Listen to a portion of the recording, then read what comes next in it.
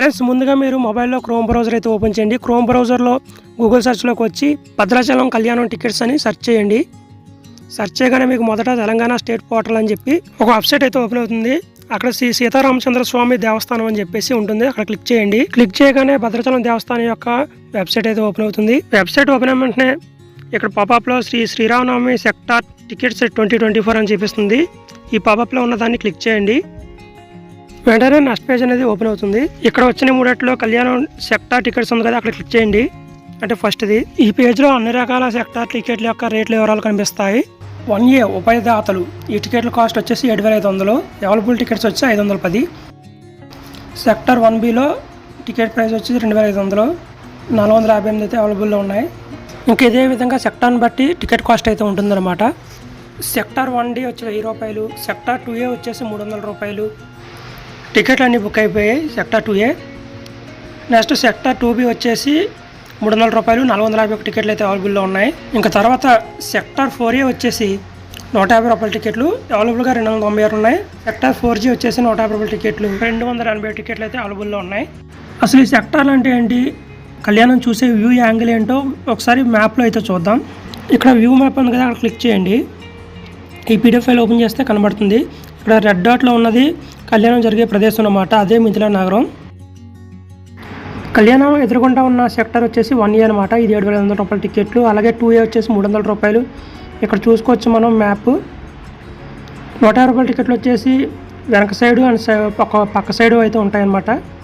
అన్నిటికి కూడా అక్కడ స్క్రీన్ లైవ్ టెలికాస్ట్ జరుగుతుంటుంది. స్క్రీన్లో మనం చూస్తూ ఉండొచ్చు. మొత్తం మీద ఈ వేదికపై చుట్టూ 31,000 మంది ఒకేసారి శ్రీ సీతారామచంద్ర స్వామి యొక్క కళ్యాణం చూడవచ్చు అనమాట. మ్యాప్లో పైన గ్యాలరీ అని కనిపిస్తుంది కదా మీకు, ఆ గ్యాలరీ అనే ప్లేస్లో ఫ్రీ టికెట్లు అన్నమాట. అవి వేదిక 3 వైపులో కూడా ఫ్రీ టికెట్లు అయితే ఉంటాయన్నమాట. ఈ చివర గ్యాలరీలో ఈ గ్యాలరీ మొత్తం 15,000 మంది పడతారు. దేవస్థానం వాళ్ళు విడుదల చేసిన చార్ట్ మ్యాప్ అనమాట ఇది. కాస్ట్ టికెట్లు ఎన్ని 16,860. ఫ్రీ టికెట్లు 15,000. ఫ్రెండ్స్, ఇప్పుడైతే 150 రూపాయల టికెట్ అయితే బుక్ చేస్తాను చూడండి. ఇక్కడ సెక్టార్ కింద బుక్ నౌ ఉంటుంది కదా, అక్కడ క్లిక్ చేయండి ఒకసారి. క్లిక్ చేయగానే ఇక్కడ ఒక పేజ్ అనేది ఓపెన్ అవుతుంది. ఇక్కడ మన డీటెయిల్స్ అనేది నింపాలన్నమాట. నేమ్ అన్న అక్కడ మన నేమ్ ఇచ్చేయాలి. అడ్రస్ కూడా అడ్రస్ మనం ఉంటున్న అడ్రస్ అయితే అక్కడ ఫిల్ చేయాలన్నమాట. అలాగే ఈమెయిల్ ఐడి కూడా మన ఈమెయిల్ ఐడి ఇచ్చేయాలి. ఏజ్ అన్న అక్కడ నెంబర్స్లో అయితే ఏజ్ అనేది టైప్ చేయాలి. నెక్స్ట్ వచ్చేసి ఐడి ప్రూఫ్ అనమాట. ఐడి ప్రూఫ్ మనం ఆధార్ కార్డు ఇస్తాం కాబట్టి ఆధార్ కార్డు నెంబర్ అనేది ఇక్కడ ఎంటర్ చేయాలి. నెక్స్ట్ వచ్చి ప్రైస్ మనం ఏం చేసేది లేదు. నెక్స్ట్ కాలంకి వెళ్ళిపోదాం. ఇక నెక్స్ట్ కాలంలో తెలుగులో పేరు రాయమంటారు, కానీ మనం ఇంగ్లీష్లో పేరు రాసి ఎంటర్ బటన్ నొక్కేస్తే సరిపోతుంది. తర్వాత వచ్చేసి ఇక్కడ మొబైల్ నెంబర్ ఉంటుంది. మన మొబైల్ నెంబర్ అనేది అక్కడ ఎంటర్ చేయాలి. తర్వాత కాలంలో వచ్చేసి మగవారు అయితే మేల్ అని, ఆడవాళ్ళు అయితే ఫీమేల్ అని ఎంటర్ చేసుకోండి. నెక్స్ట్ వచ్చి ఐడి ప్రూఫ్ అనేది మనం ఏం చేస్తున్నాం అక్కడ మెన్షన్ చేయాలి. ఆధార్ కార్డా, పాన్ కార్డా, రేషన్ కార్డు అనేది.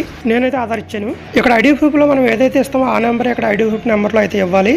ఇంకా పక్కన నెంబర్ ఆఫ్ టికెట్స్ ఉంటుంది, అది కూడా మనం ఏం చేయలేం, ఒక టికెట్ వస్తుంది కాబట్టి. ఇంకా తర్వాత కింద ఇక్కడ రెడ్ కలర్లో మేకీ పేమెంట్ ఉంటుంది కదా, అక్కడ క్లిక్ చేయండి. క్లిక్ చేస్తే నెక్స్ట్ పేజ్కి అయితే వెళ్ళిపోతుంది. 15 నిమిషాలు అయితే ట్రాన్సాక్షన్ అయితే పూర్తి చేసేయాలన్నమాట. టైమింగ్ అయితే అక్కడ రీమింగ్ అవుతుంది చూడండి. మనం సెలెక్ట్ చేసుకున్న టికెట్ కాస్ట్ ఎంత అన్నది ఇక్కడ చూపిస్తుంది. 150 రూపాయలని చూడండి. ఇంకా పేమెంట్ ఇన్ఫర్మేషన్ వచ్చేసి క్రెడిట్ కార్డ్ అయితే ఆ card number, month details, CC నెంబర్లు వేసేయండి. మేక్ మై పేమెంట్ అని కొట్టండి. లేదు డెబిట్ కార్డ్ అయితే డెబిట్ కార్డ్ సెలెక్ట్ చేసుకోండి. సెలెక్ట్ చేసుకున్న తర్వాత కార్డ్ నెంబర్ని క్లిక్ చేయండి.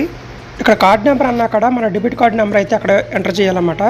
మంత్ అన్న కూడా మన కార్డు ఎప్పుడు ఎండ్ అవుతుందో ఆ మంత్ ఎంటర్ చేయాలన్నమాట.